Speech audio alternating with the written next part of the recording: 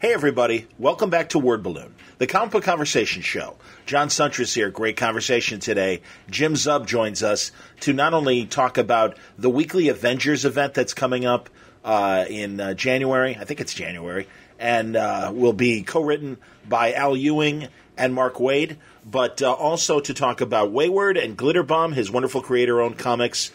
I really think Jim has proven himself at Marvel writing Thunderbolts and Uncanny Avengers, and really looking forward to this event. But also, Jim shares his experiences as a creator of creator-owned comics, does it on his Tumblr account, also does it at his website, and is always there to answer questions.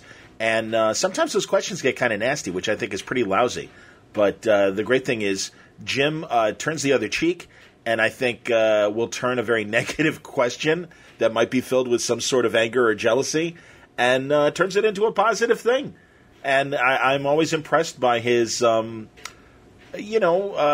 to diffuse a nasty question and manage to answer back with some real pertinent information that any creator that is trying to get going in the creator-owned comic business or even the mainstream business can find good information from Jim. It was great to talk to him back in March. He's back now because of the Avengers event, but also to re-examine, again, what he's been doing in creator-owned comics. Glitterbomb in particular, I love this book. It is a very prescient book because I think it addresses a lot of the sexual harassment issues of the day and was doing it certainly before the Harvey Weinstein dam broke. And now it really has become part of the everyday conversation in terms of the treatment of women. That's dovetailed into the comic book business with the firing of Eddie Berganza lately at DC Comics. And some people have asked me what my feelings are about this. They're obvious. I'm against harassment of any gender, race, sexual orientation, anything you can think of where you could be mean or abusive to another human being. I mean, this is I'm really sad that this isn't already a given. But there are jerks out there, and at least these jerks are being outed and getting what they deserve. I'm sad because I think some of these people include comedians that I've been fans of, Louis C.K., Al Franken, varying degrees of harassment, but harassment nonetheless. And then, you go on to certainly Eddie Berganza, who I was no fan of in particular, and certainly I had heard the rumors as well. Never heard any concrete story of a victim themselves, but I'm glad that this stuff has come to light, and I'm glad that the abusers are getting what they deserve. And again, I hope it's a life lesson that is passed on to the next generation, that this behavior will lessen. I think there unfortunately will always be creeps, but at least hopefully the victims of such creeps will have the courage to step forward, call these people out, and justice will be served. That's all I can say about it. Nothing more profound than that. On to more pleasant topics. It's Thanksgiving week. I love Thanksgiving. Again, man, there's Thanksgiving. Again, I always have to point this out. Certainly had an inauspicious origin. White settlers here in America pushing Native Americans away from their land. That's the beginnings of the Pilgrim, experience. And that's too bad. I'm glad that Thanksgiving has morphed into an inclusive holiday that I do believe that a lot of people celebrate with genuine sincerity, and I try to as well. I'm not as big of a Christmas guy. I mean, I appreciate the spirit of Christmas. I don't want to come off like a Scrooge. But to me, Thanksgiving is the more inclusive holiday, where we all get together, we thank each other for our lot in life, and to our friends and family for being a part of it. And that includes yourself, to me, the Word Balloon listeners, for enriching what I try to do here by the wonderful feedback I get from all of you in person, online, in emails. And I can't thank you enough for believing in what I'm trying to do here and supporting me both by listenership and certainly, of course, your subscriptions through Patreon. So, as always, I thank you very, very much, League of Word Balloon listeners, for your support on this show and this great experiment. And I'm happy to continue it today with a great conversation that I think is informative and entertaining with Jim Zub on today's Word Balloon. Can you hear my dryer spinning in the background? I'm not blending frappes, or I'm not making any smoothies or anything like that while we're talking. So if you can hear the appliance in the background, that's what it is. Today's Word Balloon is brought to you by In-Stock Trades at InStockTrades.com. There are some really great trades that are coming up now, available at reasonable discounts at In-Stock Trades. Really is bigger discounts than I think you might be expecting. Things like Nick Fury, trade paperback deep cover, James Robinson at his best, exploring the new career of young Nick Fury, the son of the original Nick Fury, as he goes to the French Riviera. Frankie Noble is in the story. It's so good. I really enjoy it. This first volume is available now, 136 pages, 50% off. It's just $8.99. How about Batman Year 2? Do you remember Batman Year 2? I certainly do. Mike Barr, Alan Davis. The Reaper is the bad guy, and frankly, this was kind of almost a precursor to the Batman Mask of the Phantasm story. It's Mike Barr, Alan Davis, Todd McFarlane, and it covers Detective 575 and 578 through 578, excuse me, and also Batman Full Circle number 1, 176 pages, an early 80s classic. 30% off. It's mid-80s classic. $14.99 from In-Stock Trades. What else can I tell you about? Challengers of the Unknown by Jack Kirby. It's about time this finally came out. This collects Showcase 6, 7, 11, and 12, and the first 8 issues of the solo Challengers of the Unknown book.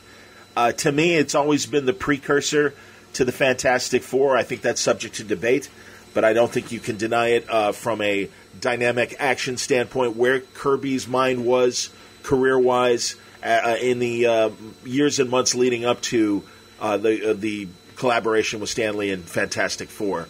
But it's 45% off. It's $16.49. And I don't know, I've always been a Challengers of the Unknown fan, probably because, again, it started in the hands of Jack Kirby. There's I Am Groot, a neat little book from Christopher Hastings. And this book it collects the miniseries I Am Groot. But it's a fun all-ages book.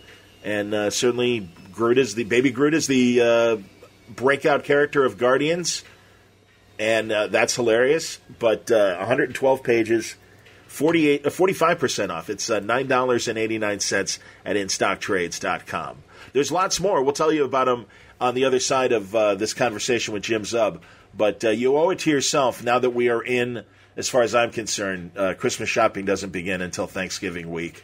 Black Friday, Cyber Monday, local business, local shop Saturday, all of that. Really, when you think about it, In-Stock Trades represents all those things. They are a local business that has done good and continues to serve the comic book community with great books at great prices. I am proud to have them as one of my sponsors because I believe in their service and what they do.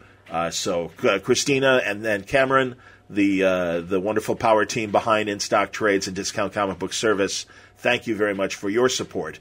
And, again, the best way to share what they do is let you guys know about these great deals. So check it out for yourself, InStockTrades.com. All right, without further ado, let's get into our conversation with Jim Zub, talking about, like I said, his books, Glitterbomb, a very prescient book. I didn't mention it earlier, but, of course, with all the sexual harassment stuff going on, Jim was right on top of this subject, and we get into that as well, certainly, especially in the first arc of Glitterbomb. But it continues to be such an interesting book. And if you like great Vertigo books, I think this book easily would have been a Vertigo book if, Shelley Bond had seen it, or Karen Berger when she was still running Vertigo, some of the great people behind Vertigo. But luckily Jim is doing it through Image and hopefully continues to get more readership through his Marvel work. Uncanny Avengers has been great, and we can't wait for it to dovetail into the Avengers book that he is doing with Al Ewing and Mark Waid. We get into that in our conversation now. Here's Jim Zub on Word Balloon. It's happening again. It's happening again, Jim Zub. I'm really glad because We talked this year, right? It was earlier this year that we had our first conversation. I think we talked in, I want to say March or April. That makes sense because, it was right before shit went down in Secret Empire. Right. And it was funny because I told you at the time, I said, we'll have more to talk about later this year. And you were like, oh, mysterious. And here we are. No surrender. Well, absolutely. Yeah, because I was already working on Avengers by that point. I just couldn't tell anybody. That was the crazy part. Understood. I've been working on Avengers No Surrender since first week of February. Very cool. Yeah, I kind of want to hear what went into this collaboration with Waid and Al. And, all right, so Avengers No Surrender. First of all, welcome back. Thanks for coming. Oh, thank you. Thank you for having me. Absolutely, man. And so let's get into the event right now. 16 weeks of Avengers. All the other Avenger books kind of during this event. Go on. I've been avoiding using the term event, not because I don't think it warrants it, but just because I think it doesn't follow the kind of typical format that readers may be used to when that nomenclature gets used. Sure. So when they talk about events, you're used to like, okay, give me the 0 issue or the alpha or the whatever, and give me the there's going to be how many tie-in issues, and there's going to be this and that, and we have to have every series has to stop its current forward momentum in order to engage this thing. And I think that that's a very exciting style event and worthy, but that's not what we're going for. So No Surrender is 16 issues, 16 weeks. All of them are under the one flagship Avengers title. So the U.S. Avengers, the Uncanny Avengers, and the regular Avengers titles are all kind of merging, and they'll be coming out weekly for 16 weeks from January 10th through to the end of April, conveniently, well, on purpose, of course. The last issue comes out the week of the Avengers Infinity War movie. So we get to kind of, bumper ourselves off of the added visibility that the Avengers name will have heading into the spring. That's excellent. And so those are the writers. It's Al Ewing, Mark Waid, yourself. That's right. Who's drawing it? So there's 3 different artists as well. So, but we're not doing like a tag off every issue. There's the first month is Pepe Larraz, who was the artist on Uncanny Avengers, and he's phenomenal. He's like the next Stuart Immonen as far as I'm concerned. His design sense, his storytelling, his just epic superhero everything. He's phenomenal. The second month is Kim Jacinto, who he was doing, I think he did some of the Unworthy Thor stuff, tag teaming with Koipel, and he is phenomenal and another superstar in the making. And I feel like this series is going to propel him to new and incredible heights. And then the third month is Paco Medina, who's the current artist on U.S. Avengers. Well, I mean, he's on our book now, but you can currently see his stuff on U.S. Avengers. And again, phenomenal storyteller, super solid. So he'll be doing the third month. And then everyone comes back for the victory lap to do the fourth month. So they're going to do, I think, 1 issue each. And the last issue, I think it's going to depend on who's on time. I think it's going to depend on the scheduling. Based on who started first, I think it'll be Pepe, but I don't know that with 100% certainty. Is your epilogue part of that 16 issues, or is there? Yes. Okay, fine. So there's no event and then an Omega or anything. No, there's not. So you don't have to worry about checklists or tie-ins or which issue to read before the this one or that one.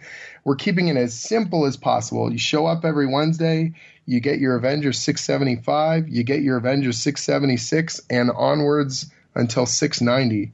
That's all there is to it. So I think in terms of branding and simplicity, I think it's going to be enticing.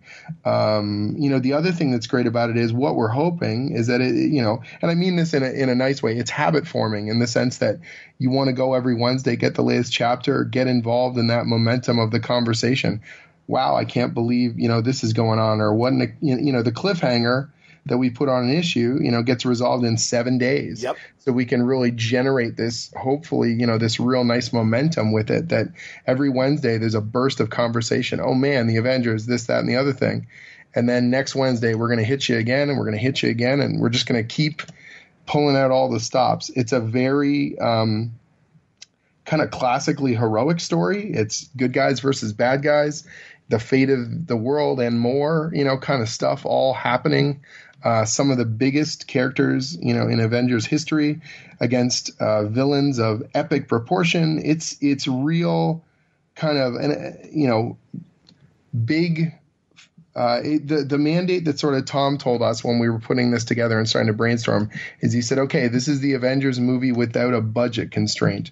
This is, how big can you go? What can we do on the comic page that they wouldn't be able to pull off on the movie screen? What kind of stuff can we do to make big, crazy, amazing, heroic comics and remind people, once again, why the Avengers are so phenomenal, why these characters in the Marvel Universe are so great, and what it is to be a hero, in this world. And so that was sort of those were our broad marching orders, and we just kind of brought everything we could to bear. So the first step was we did a writing summit. So this was first week of February. I went down to the Marvel office for a couple of days, and we did brainstorming and building we'd already had a couple ideas shot back forth over email just to sort of get, I think, people brainstorming, but then really the vast majority of it was really eked out at that table. Like we sat at the boardroom table, man, oh man, and we just hammered away at it. And I think at first we were all kind of, it's tough. It's tough to come up with something, new and something a little bit different, or take those ingredients and give them a different spin, or figure out how it's all going to start fitting together. We end up having, I think there's 25 Avengers that we're working with by the time the series rolls through. And so even just figuring out that, like, which characters we're going to spend more time with, which characters are going to make sort of ancillary appearances, what parts of Avengers history. The advantage with that is we had Mark Waid and Tom Brevoort there, so it was like Captain Continuity, and, and the Continuity twins. Like they were just like so good at what they do, and no matter what we came up with, they were able to either reference something that we could tie into it, or in some cases we'd say something that we thought was really smart and they'd be like, oh no, we've done that, because they could tell you, Sure. line and verse as if you were spitting it out of the official handbook of the Marvel Universe. They knew exactly when it had been done, and then Tom would tell you what issue and who inked it. Like it was just like insane. But it was awesome. Like it was so much fun too. Intimidating for me at first. This was the first time I'd ever done done anything on this scale, let alone at the office. And so I was feeling a little bit kind of nervous at first. And then just like anything else, we got into a good groove on it. And I think we all started building up a real nice sense of camaraderie. And even by the end of that day, that first day, I could feel a real, we had in-jokes, and we were really kind of comfortable with sort of speaking our mind and what was important to us about the story and what we wanted to bring to it.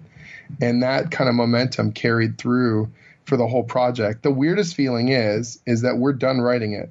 So before the first issue even comes out, we have all 16 scripts completed, and we're essentially just doing art and letterproofing now, and like just seeing the covers getting finalized and solicits and all that.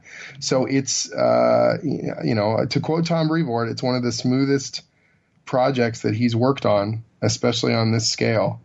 And so he's really, really happy with the progress on it, and we're really proud of the work. And it feels a little odd because none of it's out yet, but once it starts coming out, it's going to be fast and furious, right? Every week, hitting on the Wednesdays. So, well, that's great, and I think readers might be relieved to hear that, because listen, I understand the human element always sometimes happens, and what was planned to come out at a certain time, an artist suddenly has a baby, and that could screw up a deadline pretty easily, or real life can totally get in the way. Absolutely. Yeah.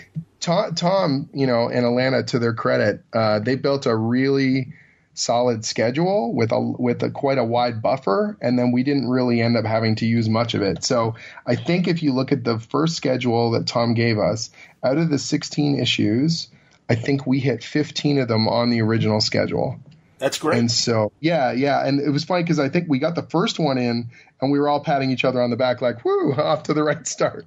And then by the time we got like halfway through, I remember sending around like a meme of like, oh, we're halfway there, and we were all laughing about it. And I realized that we hadn't missed a deadline yet.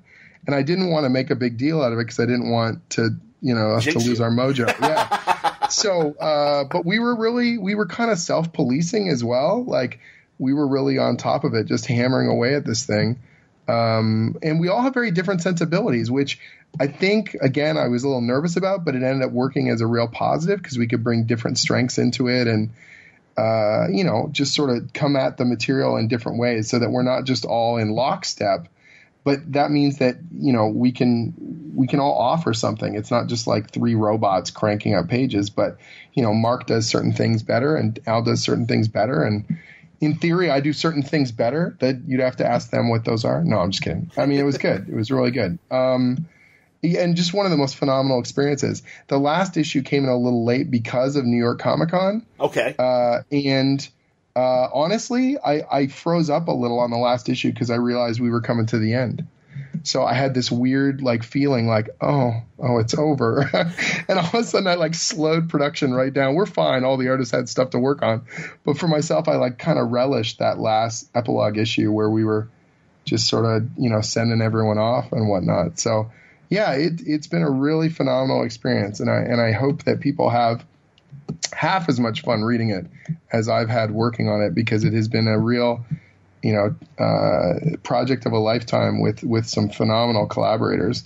And seeing the art come in, months later, Pepe didn't even start drawing it, I think, till we had 6 in the can written, because we wanted to make sure that the structure was working. We wanted to make sure that we didn't have to go back and make a bunch of changes or, foreshadowing, just all the things that we, realized could hitch us up. And that was one of the nice things about that schedule, is because we started so early, we were able to confidently hand off. We'd done multiple drafts and we'd made lots of little revisions, but that Pepe was stepping into that first issue confident that what he was drawing was what we wanted to see. So I always ask when I talk to especially Marvel creators in particular, because the events there seem to come fast and furious. And I'm going to keep calling it an event. You'll forgive me. But I do, because I do see the differences, and I want to talk about the differences.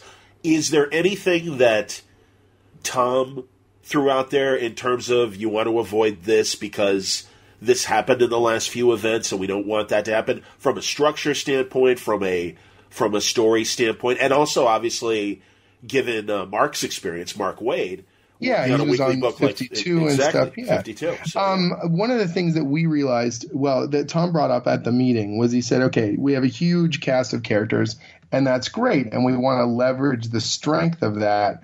But what we want to avoid is, I don't know if this was the official term, but someone brought up the postage stamp theater, where you have just dozens of characters smashing into each other on big 2-page spreads or whatever, and that you lose the emotional stakes because it's just action figures crashing into each other. You know what I mean? Absolutely. And so the idea was that we wanted to make sure that there was an emotional quality to it, that even if the issue has those big epic fights, and trust me, we have those big epic fights, that within the issue we might be focusing on one particular character's experience within that, or the end result of what happens out of that battle most pronouncedly affects this one character that we're going to shine the spotlight on, so that we have an emotional anchor to the giant explosive battle, that we didn't just, look at the toys smash into each other kind of thing.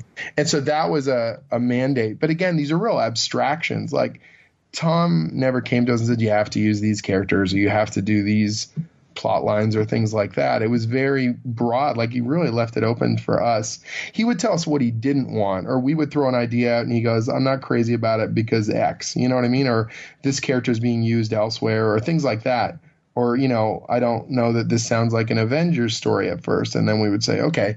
And we would discuss it back and forth. But once we keyed into what we liked and he liked, we were driving, 90% of it, honestly, in terms of storytelling and in terms of end result. And, we knew sort of what our marching orders were in the big sense, but then how to get there, we could get there our own way and sort of prove how that could work, you know what I mean? And so, yeah, and poor Alana, she was there taking notes furiously.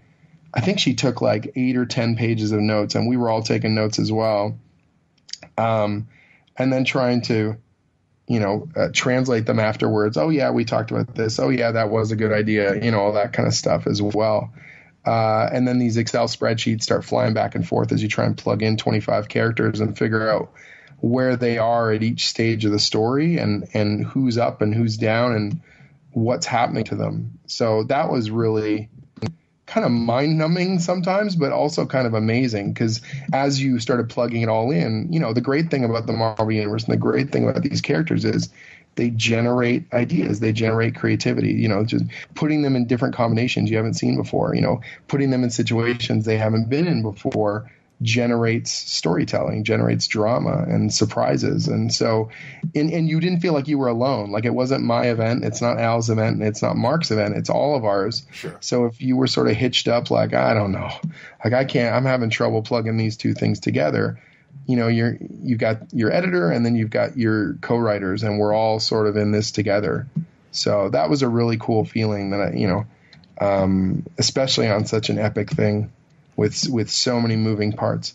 It seems, too, in the last few big stories from Marvel, when you've got a giant team like this, that they are trying to have other heroes in the leading roles, as opposed to the usual core classic Avengers, Thor, Iron Man, Captain America. Right, and we wanted a mixture of kind of, long-running favorites and also some unexpected ones as well, because I think that they bring different perspectives to the material. Sure. So I can't tell you all of them, but, one of the ones that's come out in the press is Living Lightning.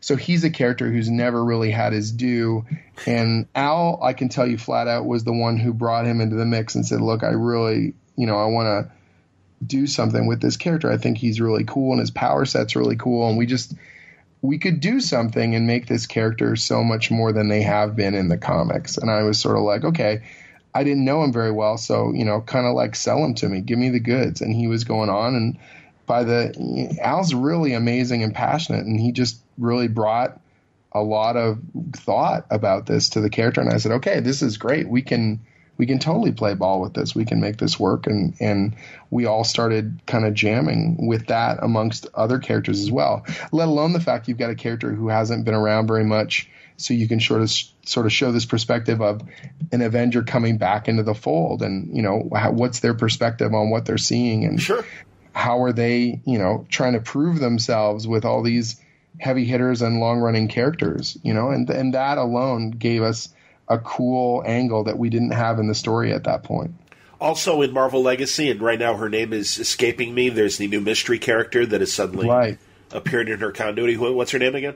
So that's Valerie Vector, the Voyager, which is such a Stan Lee-esque name. Yes. Yeah, we and that's by design, of course. We had a really cool time coming up with that. So that was something that we were coming up with, like, this character, who's important to Avengers canon and all this kind of stuff. And how does she fit into the story and create a cool mystery? And, again, draw upon some of these things that people may have seen before in other stories, but how can we give it a new spin? How can we surprise you, even though you may think you don't know, that kind of stuff. And that's what's so cool about it. And here's the thing, no matter what we do, the great and terrible thing about, internet discourse is by the time the first couple issues come out, people are going to throw 4,000 theories against the wall. Absolutely. And some people are going to hit it. The good thing is the thing's already written, so we're not going to change it. If you figure it out, great. If it meets your expectations, even better. Hopefully it will be satisfying and emotionally engaging regardless. But, let's try and make the most compelling and interesting sort of story we can with it. Go on. Yeah. Oh, okay. So yeah, please continue. Voyager is also something that we sort of looked at and we said, okay, I think it actually started about the power set, like a character, and I can't say too much, but a character that does something that you haven't seen as much in a team like the Avengers, and what can we do to sort of show this other side or bring something a little bit different to the mix in that way. And then all the story stuff that ties into it as well. And once we started brainstorming, this idea of this character from the 60s, that she would have this classical feel to her, and so we had to come up with a name that felt kind of kitschy and cool in that regard. And I can't remember who came up with Voyager. I think the funny thing is, I think my original one was Vector, and then we used that for her last name for her secret identity. So Valerie Vector, the Voyager, and we all just started laughing. We're like, okay, that's awesome. We got it. And that's what was so cool about it too, because there's elements of this that are very classic kind of good versus evil Avengers. we leaned in on some of the kind of old school feel of some aspects of it. So there were some characters and plot elements, not plot elements, not the right word I want to use. Some of the MacGuffins and things that are in the story that I had kind of a placeholder name for one of them because I thought it was a little corny. And then the longer we had it, we were like, no, it's awesome because it's the kind of name that, you know, hopefully someone like Stan would have come up with and said it with aplomb and just been so excited about, you know. Well, I also think that big stories now have a harder relationship with the readership that wasn't there before because of social media, because of, and it's so ridiculous to say that there is a 24-hour news cycle regarding comics, but here we are. Yeah, I mean, in a sense, people are always talking about it in some regard. I mean, they, you know, and speculating, so much speculation, right? But that's entertainment as a whole. Like, well, sure. The movie business is built off this insane box office measuring model, you know, that just wasn't the discourse back when I was growing up, you know, not Absolutely. in the same regard. You'd have a hit movie, oh man, this is a hit movie, but rarely would you talk about it. You'd never talk about it in such granular terms as we do now. Well, questioning plot points, questioning characters. I mean, God, when they kill off Judi Dench in the Bond franchise, it's already a story the day the movie's opening up. Yeah. Which is ridiculous. It's so different, right? Because you know, they've got literally teaser trailers for trailers. Yep. Yes. You know, yes. And they got people taking, you know, on-set secret photos, so then they can see a green suit. So then they go, oh, I think it's this character, you know, stuff like that. Oh, I mean, yeah. it is wild the amount of speculation that is generated by this stuff. So that was one of the things, honestly, I was surprised about. We managed to keep No Surrender a secret right up until pretty much the announcement. Like, some people were saying, oh, there's some stuff coming up at Avengers 675, but no one actually knew what it was, and it wasn't revealed until the announcement. And I think we were all kind of collectively holding our breath, expecting someone was going to ruin it, especially since, and this, you know, Marvel had a retailer summit earlier in the year, and I know that was a big chunk of news because of the blowout that happened with David Gabriel and all that. Yeah. But at that summit, they told retailers about the weekly. And we're talking, what is that, April, May? God, that's impressive. Okay, yeah. And no one leaked that aspect of it. That's it. And so, yeah, we were like, well, it'll be out next week. Everyone will know next week. They may not know the creative team. They may not know, but they'll know next year there's going to be a weekly.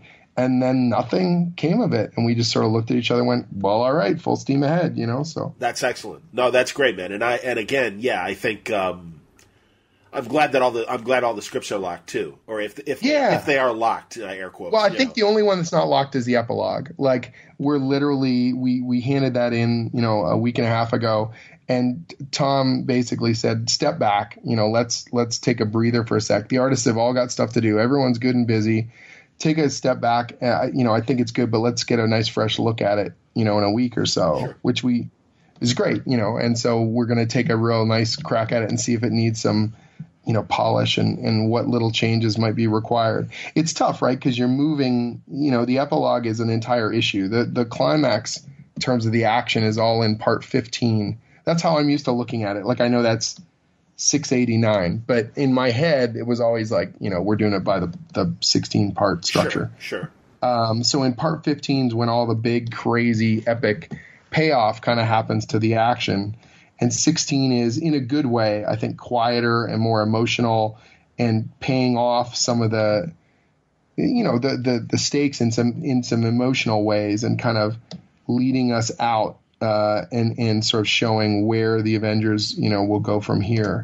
And so it just has a very different function. And it's nice to have that breathing room to be able to look at it in a little bit and go, okay, is it achieving all the things we needed to achieve? Does it say all the things we needed to say without feeling, you know, claustrophobic or whatever? Understood. And I also think that, again, because you guys are declaring it's a 16-part story, that I think some of the readership will be like, okay, fine. because a lot of times it's the event. It's going to be 8 issues. Well, sorry, we need more space. Okay, it's going to be 9 issues. Oh, and there's also sure, an Omega. And I understand how that stuff happens too. And I mean, the reason why that stuff happens is also because you have tie-in issues and you have all these moving parts. So you look and you say, well, we can cover that in the X-Men or whatever. We can cover that here, or I'm sure this will fit there. And then the reality of working with how many different creative teams, how many different editorial teams across all the different offices, across all the different titles, and you start to realize this isn't going to fit the way you thought it was. That was the case, I think, with Secret Empire or with, Secret Wars or things, other words that have secret in them. But you just, all those, and I don't blame any of those people. I can't even imagine how difficult it is to try and get this thing all built and functioning properly. We had the luxury, I guess you could say, of knowing structurally this is what it was going to be. I only have to convince 2 other writers and an editor, like, let's do this, and we're keeping it Avengers centric. So there are little call outs to what other characters in the Marvel Universe are doing because of our story, but it's not an X-Men story, and we don't have to really worry about their current situation, if that makes sense. It does. And well, I guess because, again, only due to, real life getting in the way, we heard, okay, Tony Stark's going to wind up in a coma before Civil War II wraps up. Right. Things like that. And again, that's more of a publisher's question. I understand that sometimes these things happen. What I don't understand is why the tie-ins come out on time when the event is behind. And I know the trains have got to run. Well, if you've got an explanation, I'm willing. Well, I think that's a number. I think that's a number cruncher thing that you don't want to log jam a bunch of tie-in issues all coming out the same week. Because that's also sort of punishing retailers if you're having a ton of titles hitting the same week. If people can't buy them all, kind of thing. But it's more complicated than all that. The more issues you have, the more tie-ins you have, the more the trains can back up. Yeah. And so it's a really difficult thing. So we had this very different kind of structure in mind right from the get-go, and it was liberating in a lot of ways that we could look and say, okay, this is what it is, and this is what it is not. That I don't have to be. We address what other people in the Marvel Universe are doing as a result of what is happening. Yes. But it's more like the original Secret Wars in the way that it happens and then the other titles will show the end result of what we do. Does that make sense? It does, and I think also, again, back in the Secret War days, it was understandable because it did kind of present its own mystery. And whoa, there's the black costume. Where'd that come from? Stuff like that. And that's okay if by design that's happening, rather than picking up an issue of Iron Man and reading, oh, Tony Stark's in a coma. And it's what? Yeah, exactly. So I think we have the benefit of seeing what has sort of worked or in some cases not worked, and sort of said, okay, we're going to come at it from this angle, and we're going to this is our approach, and it's Avengers first, kind of last, and always. And really marking this milestone for the teams and how they all mix. And the natural thing would have been, I guess the most obvious thing would have been just to have the 3 teams going on 3 related missions, but we decided we'd make it more difficult for ourselves. So right from the get-go, we intermingle all the teams and they all start doing stuff as a group. And so that was way more fun, because then it wasn't just about everyone stay in your corner. It was about, okay, everyone gets to do cool stuff with everyone, I do. Excellent. Well, what do you tell me about working with Waid and Ewing? It's awesome. It's so funny because I've been talking about it several interviews, and I can feel this sense like people assume, oh man, they must be paying him really good to be such a good shill. But I swear I had a phenomenal time. It has been so satisfying working with these two. They both of them are phenomenal writers, which shouldn't surprise anyone. Right. But not only that, they're really giving collaborators. Both of them were there kind of ego-free, just sort of saying, okay, what can we do to make a better story? The first time I edited a line of Mark Waid dialogue, I thought, well, I'm going to hell. This is gonna be a fight, or this is gonna be a problem, we're going to have disagreements, or I think we were all kind of collectively holding our breath that someone was going to blow, like, or Al was going to get bent out of shape, or I was going to get ticked off. And it just never really happened. Like, it's not that we didn't have disagreements, but there was a sense of, okay, well, what's best for the story? Well, I think this. Well, I think that. Okay, let's talk a little more about it. And eventually someone comes around and goes, yeah, I can see more yours than mine. And then you just sort of tilt with it. And that was really where we were coming at this stuff, And if I was changing something, I would say for these reasons, or, I would be like, well, I'm currently writing Rogue, so, we have to add all the Claremont colloquialisms to her voice because that's how I'm doing it. So every time she says I, it has to be A-H. So she's saying ah, because that's how she rolls in my book. So I'm going to go through and change every one of your I's into an ah. And we got some rogue speak going on, but all kinds of funny stuff like that. We had a moment, and I can't tell you what it is. It's not even a big story spoiler, but there was like one. This is literally in the epilogue issue. There was a line of dialogue I put in there as a throwaway joke, and Al was like, "Oh, I don't think we should put that in there because it could put whatever writer that's doing that character later in a weird spot where they have to address it." And I said, "No, it's funny. Like it's just a joke. It doesn't have to mean anything." And I was like, I don't know, like the fans will probably assume it's more than what it is. And I get what you're going for, but we just let's not mess with this or whatever. And I was like, well, I don't see it that way, but it's not a big deal. It's a nothing line. So yeah, whatever, just change it. And then Alana tweets, emails, and big full caps. It's like, oh my God, is there going to be a fight? And then we just started joking around. I think for the next hour, we just sent a bunch of joke emails back and forth pretending we were fighting. And everyone knew we were joking around. And that was the kind of stuff. It was just like that. We had this really great camaraderie. There was a weird, we were on a conference call and someone just said a plot point. This is comics. So when you say this stuff out loud, sometimes it sounds like the most insane gibberish ever because you're using all this superhero terminology and aliens and weird stuff. Sure. And we said it, and then we all just started laughing because we realized how just ludicrous it sounded. And then Alana said, she goes, "Man, that sounds like an indie punk band." Those words, and we were like, "Yeah, it's an indie punk band." And she goes, "I want the tour T-shirt for that band," and we all laughed. No lie, John. A week later, she posts a photo. Mark Waid had a custom T-shirt made for her, and she's just holding up this T-shirt at the office with absolute glee. He didn't tell us he was doing it. He just quietly sent this thing. And that's the kind of camaraderie we've had on this, that's great. Just this fun. One of the things I said to Alana is I want to do a lot of back matter. I want to have little editorial pages, and because we got so many fun little stories about developing it or little behind the scene glimpses. I think those are the things, the old Marvel comics. When Stan was talking to you from the soapbox, it felt like he was talking to you. Absolutely. He was saying something special, and you were in the room, and you were overhearing it or something. And I feel like of anything of Marvel Legacy, that feeling of personality and personal engagement is really crucial. And if we can bring that into the books, remind people that there are people making this stuff, that they have something that they want to bring to you and that they're having an absolute blast making it and you're going to have an absolute blast reading it.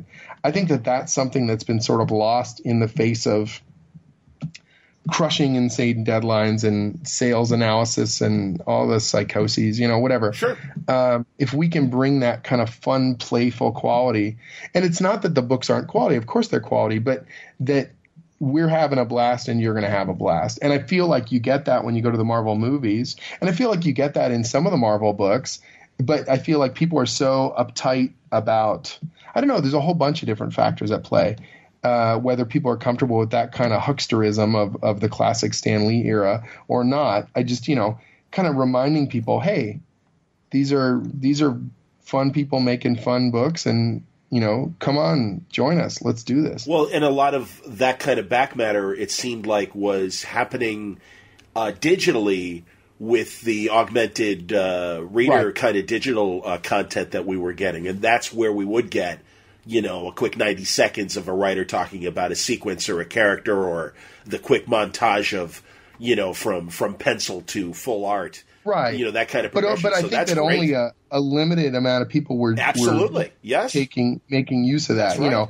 It was a good experiment and totally worth doing. Sure. But I think that if we can sort of reconnect it into the main book, that will be a lot of fun. Yeah, man, because you're like you said, that was always part of the diet of reading Marvel Comics, was the soapbox and that kind of, hey, we're letting you in on what we're doing. So I think that there will be back matter then on all the issues? Or? Yeah, that's at least that's my intent, and I know Alana's 100% on board and Tom's on board. So I think it's just the good thing is, again, because we have the time now, sure. we can make this extra content and not feel like we're right under the deadline. The most important thing, of course, is getting the book off to print. Of course. It's like, well, if we're in this space where we know it's going to be there, we know it's going to be on time, okay, then how can we add extra value? How can we make this feel like you got to get the issues, not just the trade paperbacks, Yes. When I did Thunderbolts, we would do really for Marvel, we did pretty extensive letters pages, and there was a lot of fans asking us about Bucky Barnes stuff. Sure. And the history of the Thunderbolts and what kind of thing. And those playful, jovial answers, like Alana said, you don't have to answer all these letters. And I was like, I need to. Like, this is I get to play Stan Lee and answer letters and be a big dope. Like, don't stop me. Like, I got to do this. This is dream come true for me. I don't know that we're going to get a chance to do that with the weekly, to be able to do letters pages, but I would love to. I mean, that would be an absolute scream. Absolutely, man. Well, again, I think it's pretty evident that you have, and clearly getting this assignment as well, that you've kind of figured out how to collaborate within the Marvel system while doing your own creator-owned books as well. And I know in the past, let me ask a question because I want to hear what you think of assimilating into that kind of corporate structure and still retaining your voice. I know in the past a lot of creators would almost have an established, for lack of a better word, Godfather writer, like Fraction had Brubaker for Iron Fist. Mm-hmm. And then, in turn, Fraction kind of did that for Remender. And Hickman had Bendis to kind of lean on in Secret Warriors and other things like that. Did you have that kind of already established Marvel writer? And if not, how did you assimilate it into the Marvel structure? I wish I did. Okay. That sounds really great. I wish I did have that. No, man, now I feel all left out of the game there. You solved it on your own, it seems. Go on. Yeah, I didn't really have that. I mean, I had editorially, like kind of people going to bat for me. Bill Roseman was the first person who really gave me a shot to write at Marvel. And he brought me on board for that Figment miniseries we did, the Disney Kingdoms line that Marvel put out. Yep. And Bill invited me for the, kind of not funny, but like weird sort of sideways reason that he didn't know that much about Figment, but he knew it was fantasy. There was a dragon involved. And he's like, well, I know Jim writes all sorts of fantasy stuff, and I like those books. We'll get the fantasy guy to do fantasy stuff. There you go. But that, we slowly build up a rapport, and I went down to the office once. I figured, geez, maybe this is the only time I get to write a Marvel book. If I'm in New York, I got to stop by the office. Sure. And he and I commiserated over our love of, Spider-Man and Marvel and all this stuff. Literally having that weird conversation where you're like, okay, what's the first Marvel book you remember buying? And I tell him the issue number, and he tells me what's on the cover. And, all right, tell us that. Well, so what was your first right? Marvel? I do believe it's Amazing Spider-Man 231. It's a total non-crazy issue. It's just like the Cobra is hanging on Spider-Man's back, and he's trying to climb a wall. And it's a phenomenal, such a great issue. The next issue's got Mr. Hyde in it. Okay.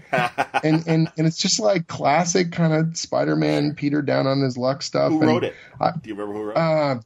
Oh, God. I want to say Al Milgrom. Hold on. Okay. Oh, that'd be great. Oh, you're going to look it up? Do you have it? I am looking it up as we speak, because now I feel like a big old dope. And while you're looking it up, I'll say, because I'd be interested, the first comic book I remember buying, period, was a Roger Stern. Nice. Roger Stern. All right, there's nothing wrong with that. There you go. My first was a Superman issue. I don't remember the number, but it was such a throwaway Bronze Age one and done. But you don't know that. That's what's great about it. You just read it and you're like, this is exciting. Absolutely I'm into this. Absolutely. And, I literally collected Spider-Man from 231 through to 370, I think. Jesus. That's like great. a really long monthly run. Yeah. Plus, I was trying to buy back issues at the same time, but they were all way too expensive for me to afford. So I would get Marvel Tales. Yes, of course. I was going to say that's what I leaned on for my early Marvel knowledge. I would try and fill in the gaps. I had a checklist, and if I had the original issue, I would fill it in, and if I had the Marvel Tales, I would just exit. So I knew it wasn't the original, and someday I would get it. Oh, that's hilarious! Like a placeholder and stuff. I understand. Yeah. Like that's I got fantastic. The story, but I don't have the issue. That's great. That's what I told Jerry Conway. I read Gwen Stacy's death in Marvel Tales, and I was 9 years old at the time, and I'm like, you blew my 9-year-old mind, man. A character died in a book. What the hell's going on? Oh, it's crazy stuff. It was awesome, but that was the thing, right? So anyway, so Bill and I commiserated over that stuff. And he could really tell, I had deep, deep love of the Marvel Universe. And my brother and I, growing up, we had the official handbook of the Marvel Universe, the deluxe editions. Nice. And we would test each other. We would just pull random trivia out and just, what's the first appearance of this character? And, just this kind of craziness because we were obsessive compulsive about the stuff. And so, we were laughing about that. And Bill was like, oh, man, we got to get you in here doing more superhero stuff. To which I was like, of course, that would be the best. And so we had started developing a couple different concepts we were working on. And there was a concept we were playing with that there was talk of, okay, we might try and launch this, at this time. And we were just sort of moving into that position. And then Secret Wars was being developed. And he was like, it's not a good time to launch a new thing because everything's going to blow up. Sure. And so he said, okay, let's wait. And I was like, all right. And then he came back and he said, I think we can do it during Secret Wars. It's sort of like a cool, this will be something different. And then if people like it, we can spring out of Secret Wars with this, ongoing. I was like, wow, that'd be great. And then he said, okay, no, we're going to do it after Secret Wars and it'll be a new thing. And I was like, okay. And every time we were retooling the pitch a little bit and retooling the elements.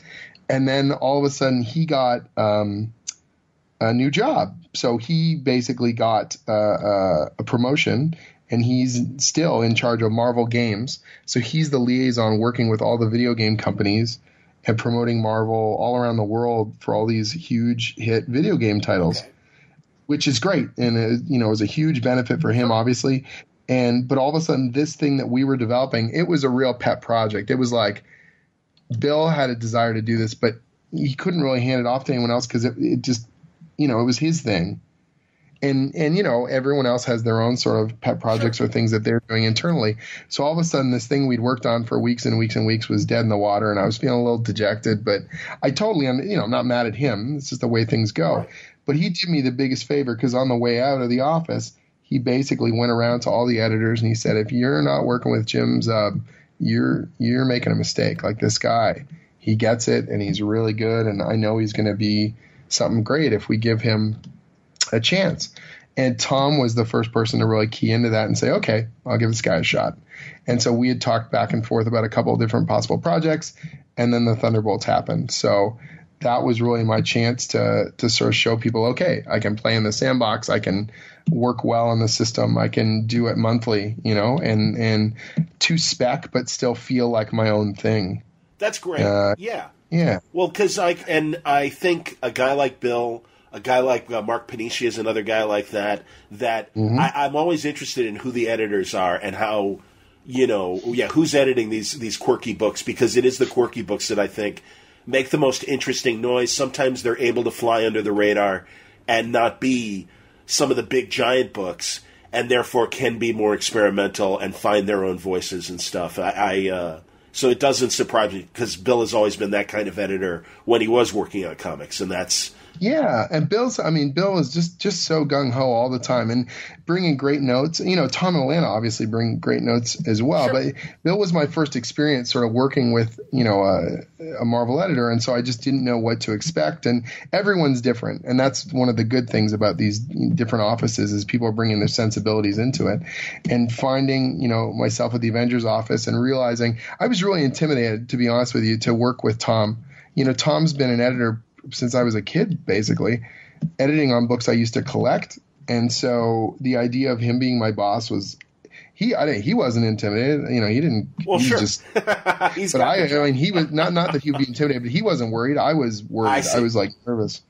he was like, oh yeah, you'll do fine. And I was just like crapping bricks.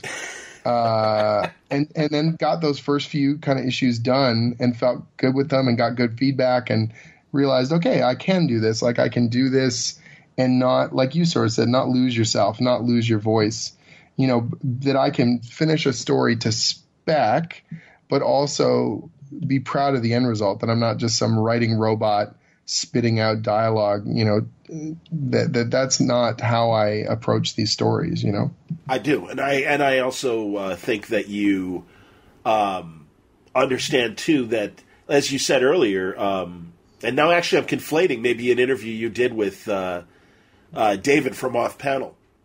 Mm-hmm. But I do think that given where the Avengers are right now, and also a guy like Tom, who's overseen so much in his Captain Continuity, as you said, and stuff, it's hard because you are competing with Avengers history here to make a story special.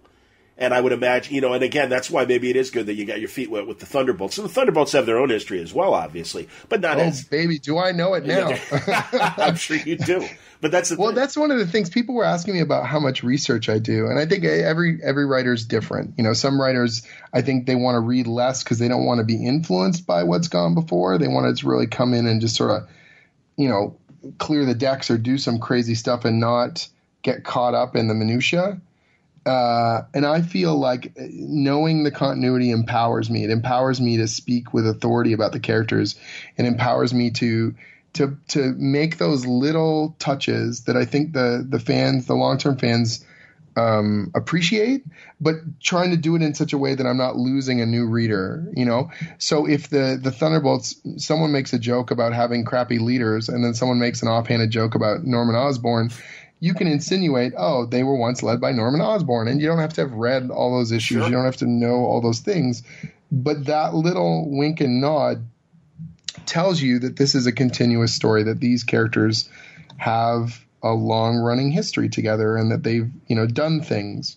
And part of the theme of my run of the Thunderbolts was this idea of you can't go back. Like, you can try and get the band back together, but they're not going to play the same songs, that they're going to make mistakes, new mistakes. They're going to be different people, that they're all new kinds of screw-ups. And that is okay, that is part and parcel of us growing and changing and moving on with our lives.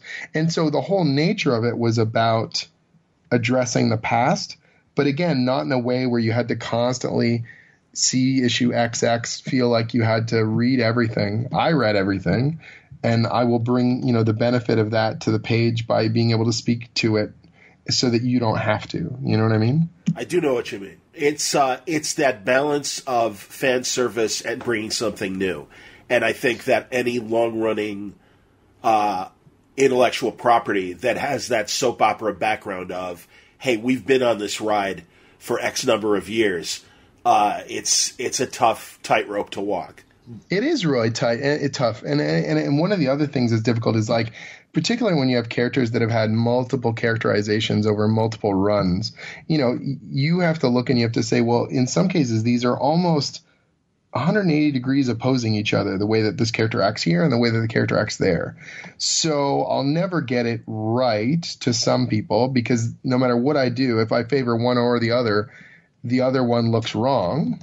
So I have to sort of say, okay, what do I feel like the through line is with this character? And what do I feel like is most right to me that I can key into for my characterization? Like, what speaks to me about this character, and what can I do to sort of emphasize those qualities as I move forward?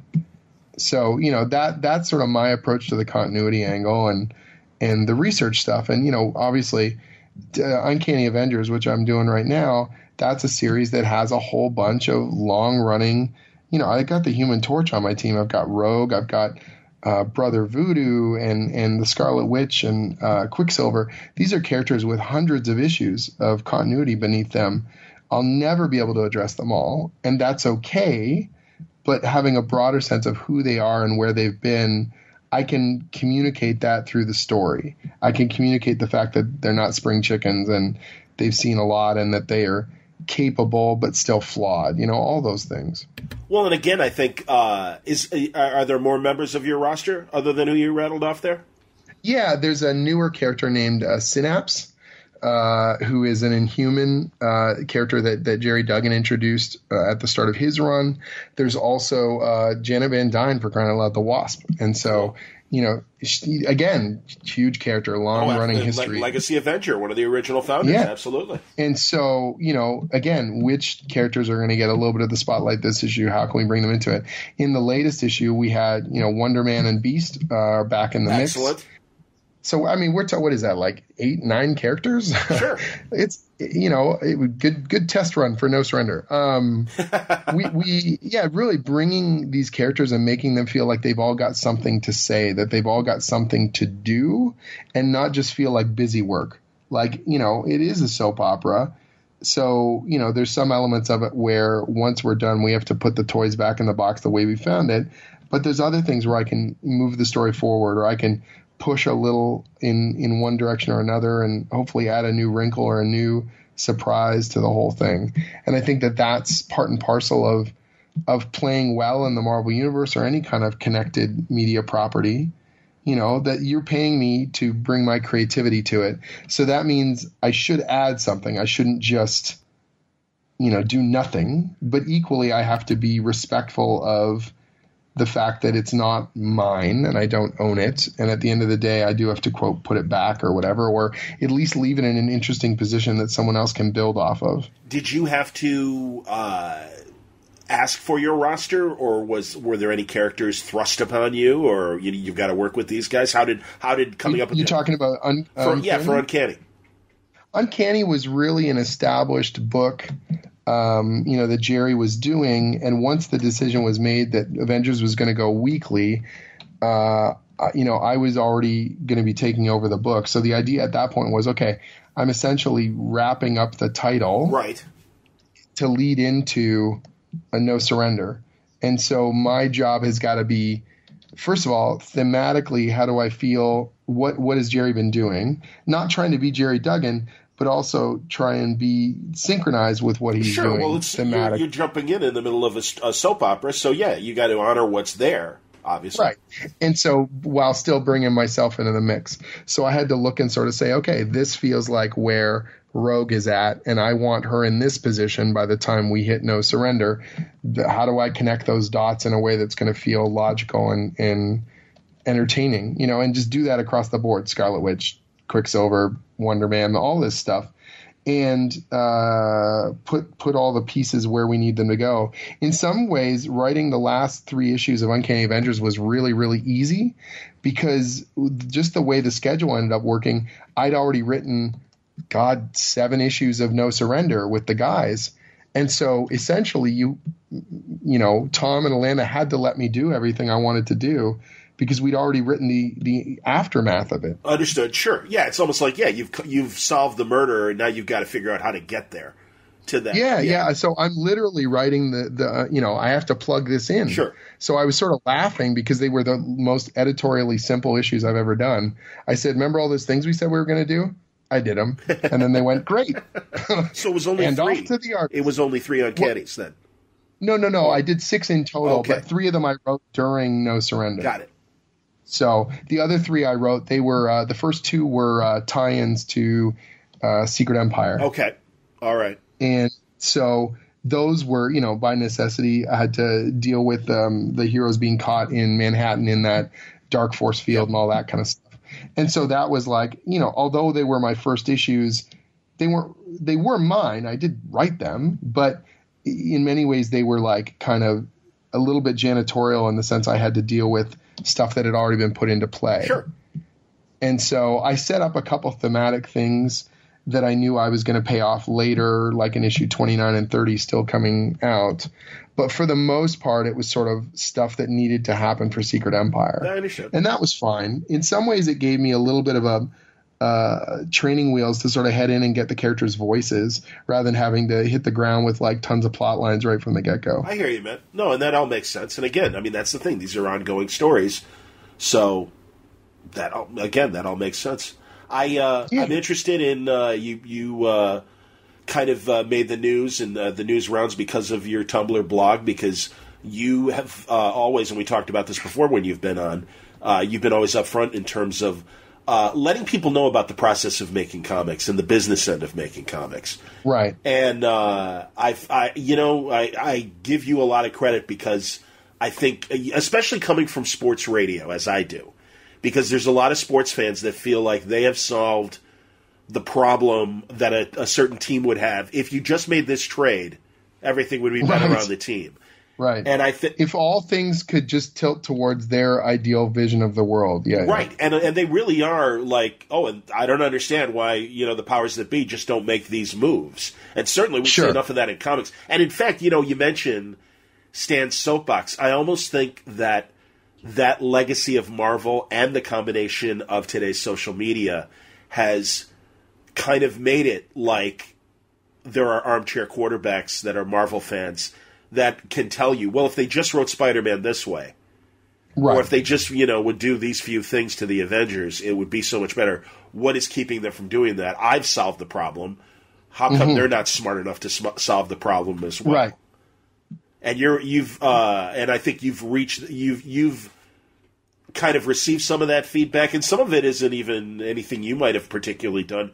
I think because you're out there and willing to have a dialogue with readers, that a lot of times, they will, they'll come to you with their bigger problems with the corporation and the way it runs. Sure, and the most difficult part of this is, first off, I'm not representing Marvel in that sense. Like, obviously, so I have to always be clear, like, this is my opinion of this thing, but I'm coming from an informed place. So you could take it with a little bit more, I've got a little more than just some dude off the street, which isn't to say that I'm infallible, which isn't to say that I know everything. And I've always been really clear about that, about the whether it's the comic making process or the finances or any of that stuff, that I'm figuring this stuff out. And what I try and do is say, hey, I learned some stuff. I can sort of tell you some things that you may not have realized. And in some cases, it's people who are really ticked off, and I think that they are looking for someone to vent to, for lack of a better term. And so I joked around, I was joking about this with David, that it's like internet Aikido. Like, you're trying to redirect the momentum to somewhere else, like to a different target. Like, I'm trying to, okay, you're coming at me full bore and you're super pissed, and okay, I'm just going to redirect that energy over here, and I'm going to answer a broader question about the industry or behavior or professionalism or something. And so whether or not you agree with this person, hopefully we all walk away with a little more knowledge or a little more respect or something. And I try really hard not to be like, if someone's coming at me in an insulting manner, I don't want to be insulting. Like, occasionally I could be a little salty, like, you didn't have to be such a prick about this question, but most of the time I'm pretty flat about it. Like, I'm talking about a factual thing, or I'm talking about the nature of business that you may not realize. And that, by its very nature, I think disarms a little bit of the acidic quality or the toxic quality of fan interaction that can sometimes come about.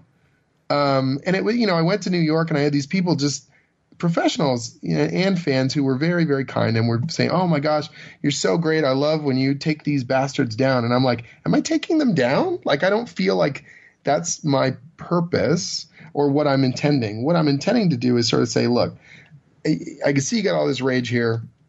This actually ties into something else that you may not realize, whether that's the nature of how these stories are made or the nature of how editorial works. Or at the end of the day, this was a thing that happened even when I was at the Udon studio. They're still doing the Street Fighter comic series with Capcom, and the Street Fighter fans are wonderful, and 99.9% of them, same thing with the Marvel fans, are wonderful and genuine and heartfelt and excited about all the things. And occasionally you'd get someone who was super, super angry and felt very off-put by what had been done by Capcom with the property, or the way that they felt they were communicating with fandom. And so that was, I didn't know it at the time, was going to end up being formative in the way that I sort of learned about this stuff. Because you can't just, if they're coming at you all fire and brimstone and you go back at them the same way, you're not going to get anywhere. Right. Everyone's going to entrench themselves and going to hate the other person and assume the worst in everyone. And so my goal is sort of like, okay, you clearly are this passionate about this thing because you love it. Why would you spend all this time? Why would you exert all this rage if you didn't care? You do care. So if we're coming at this from the equal point of view that we both care, I care a great deal about my work. I care a great deal about Marvel Comics and the Avengers and all these things that we're talking about collectively, then let's start from the basis of assuming that we both want to do a good job, or you want me to do a good job and you want Marvel to do a good job. And then let's talk about how this actually gets done, or the things that you may or may not realize about working on big stories, about working in a market that is more than just the direct market. You know what I mean? Working on comics that are being sold through all these different outlets and have different goals than just single issue print sales in North America through Diamond distribution. That's right. You know? And so if I can sort of broaden that topic and broaden your knowledge on it and not treat you in such a way that you walk away disrespected, then maybe we're having a dialogue. And worst case scenario, that person hates my guts still, or hates my guts now brand new.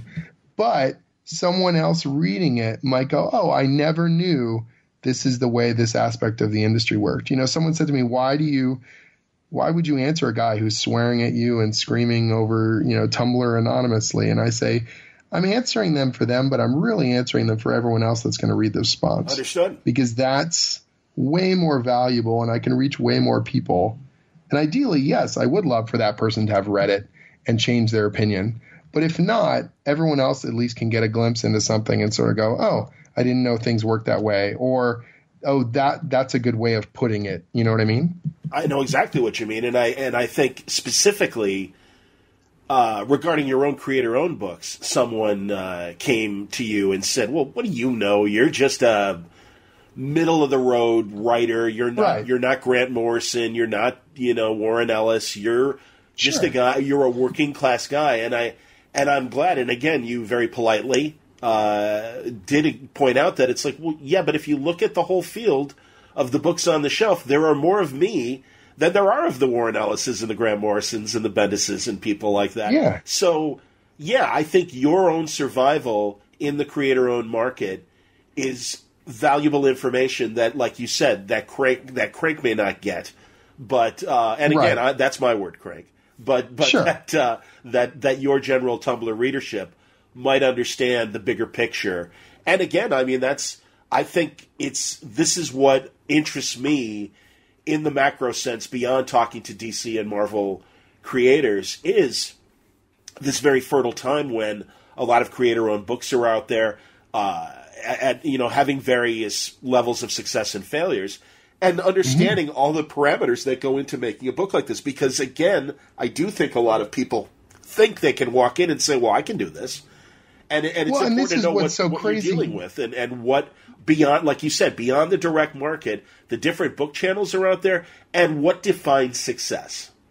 Right, and you know, for me on a creator-owned book, it's like, yeah, of course. I would love to make tons of money. I would love to sell ridiculous numbers of books. Who wouldn't?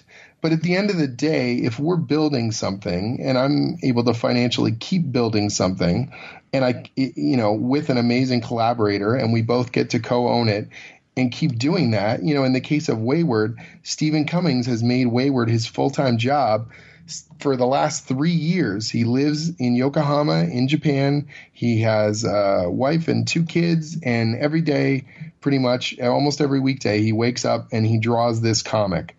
That's a success, man. Like, in a market that has so many fluctuations and problems, Steve knows what he's working on for the next 6, 7, 8 months. Great. That's the way it should be, you know, for ideally, you know, a creator-owned title. And so at the end of the day, yeah, I would love to, you know, we've been optioned for, you know, by Manga Entertainment, and they want to make an anime of it. Fantastic. I really hope they go into production because, sure, then I can pay off my house and, you know, we get to travel a lot more to Japan and all kinds of amazing stuff. But at the end of the day, that can't be the only goal, and that can't be the only way of measuring success. You know, you have to look and say, okay, there's obviously the fiscal responsibility of being able to keep this title going, keep everyone paid, and so on. But there's also the creative fulfillment of doing it and keep doing it in a market that is really tumultuous at times. And so, I'm trying to figure out every little angle. I'm trying to make sure that we keep our head above water, doing it to the best of our abilities. And if that requires understanding the differences between the way the trade paperback market is changing, the way that the digital market is changing, the way foreign, we're printed now in French and we've got more languages coming. And that is money that keeps the lights on and keeps the title going, in a way that few other things do, because all I have to do is we sign a foreign deal. I hand over the digital files. They're going to translate it. They're going to print it. They're going to advertise it. They're going to sell it. They're going to pay us royalties. Well, crap, that's pretty ideal. And they look at it as beneficial because they're not having to completely come up with brand new content. Doing translation and printing and advertising is cheaper than creating a book from scratch. Absolutely. Would you mind going through just some of the highlights of what you put out there in your article in terms of, like you said, the digital market, the Sure. even when it comes to the North American market? Yes, there's the direct market, the Wednesday warriors that come to the comic book stores, but the much bigger market in terms of the other book-selling channels and also the digital channels. Right. Yeah. So, in our particular case, and this is one of those other things where people were sort of like, a couple of people contacted me and they seemed really to get grousy about it because their situation's different. I never said everyone's situation is lockstep the Absolutely. same. The whole market must go the way my book is going. All I noticed was, Image sends us these things called accruals. Twice a year, we get this accounting statement. It's an Excel spreadsheet. And to be 100% honest with you, the vast majority of Image creators, and I don't begrudge them at all, but they open that file. They look in the top right corner. Is it in green? That means there's profit. They're going to send me this number. Right. How many digits is it? I hope it's 5. Right. Yeah. Did I make money this time, every Right. 6 months, or did we lose money on the book? Right. And those accruals are not for single issue sales. Those are for initial release. Those are for reorders of single issues. It's for trade paperback sales. It's for digital. And depending on your situation with Image, it may include foreign licensing. Some people retain their foreign licensing and they individually negotiate those deals. Other people leave it to Image. And that's what those accruals mean. But beneath that number, there are literally hundreds and hundreds of rows of data, sales data, storage data, money being spent to ship and to print and to store these books. And so if you want to, you can spend a ludicrously inordinate amount of time, if you're an obsessive compulsive person like myself, and figure out what it means or track it over multiple accruals. And if you do that, maybe you can glean some extra information. It may not be, what's the word I'm looking for here? It might not solve everything, or it might just reinforce what you already thought you knew. But every so often I surprise myself. I go, oh, I did not know that we sell this many books through this channel, or this much digital, or this particular platform, or that this corresponding whatever, when I went out and did a whole bunch of store signings, I can literally track and see a small boost in our trade sales in the aftermath of it or things like that. And so for me, I find it utterly fascinating to go through that data, particularly stuff that's more than just what we call, the Comicron numbers, where they're inferring what they think the print sales are on, single issues in North America. But if I look at digital and if I look at trade paperbacks, and what we found was the latest accruals for Wayward, but tracked back to our very first accrual in 2015, once we had a trade out, was that we are now selling we're making way more money on trade paperbacks than we're making on single print issues. We are selling more than half of our trade paperbacks through what we would consider comic book store channels that we sell in bookstores better than we sell in comic book stores as far as trade paperbacks go. That the digital market is continuing to grow, and it's rippling off of special sales and events that Image is doing. Things like Humble Bundle deals where they give away our first book. We can then track a substantial increase in subsequent trade paperbacks digitally because people got the first one, they're hooked, and they come back and they get the other ones. Excellent. And so these things that are meant to, what you hope will be outreach are working. That our digital sales, which is an additive sales market from everything that I've seen, it's an additive sales market. It's not taking away from the comic book stores, but it's just giving people more options. People are becoming comic book fans, whether or not they ever step foot into a store, that they are sampling and they are trying our book, and through good word of mouth and all that kind of stuff. And so it's a changing market, I think, particularly for creator owned, because the types of numbers that we need in order to survive are obviously a magnitude smaller than a huge corporate structure like a Marvel or a DC. And so if you can eke out those numbers, through these multiple channels put together, it doesn't matter where those numbers come from, whether it's bookstores, digital, comic book stores, foreign, sure. But the equation adds up to X, then you get to keep doing the book. Right. And yet if you looked at just purely the only set of numbers that kind of get any public play, you would think that a certain number of books or a certain type of book is dead in the water. Yeah, a failure. And it's just it's just not true. Well, and so if I can give people a little bit more of that knowledge and sort of say, look, there are tons of ways to do this. If you put all your eggs in that one basket, you could end up missing out. That all makes sense. And again, it's something that I've, prior to your article or post, I've heard others say that as well. And people have to remember, too, that Marvel and DC might consider canceling a book that in the direct market is only selling 17,000. And even that number we can't be sure of, because the Sure. numbers we get from Diamond are not actual sales. They're not meant for you right, they're for, at the end they're of for the day, retail. when you get exactly. retail. Yes. Yeah. So and again, what they might consider canceling would be a huge windfall for individual creators who all they have to worry about is, as you say, cover your costs of paying the artists, storing the books, and distribution, which, again, through Image and stuff, thankfully, is a way to do it that, doesn't cut. Well, you get a higher piece of that pie. And again, that's another reason why it's great that so many Image creators are also savvy enough to say, let DC and Marvel charge $3.99 and $4.99 and up for an issue. We're going to stick with $3.50 because there's enough of that pie, and our piece of that pie is big enough that we can afford to, keep things going and still make a really good profit. Yeah, I mean, and that doesn't even count stuff like going to a convention and hand selling this book. There you go. Where I'm making, I get the books, particularly if it's within my complimentary copy numbers, I'm getting them for next to nothing, and I'm selling them for full or near to full cover price.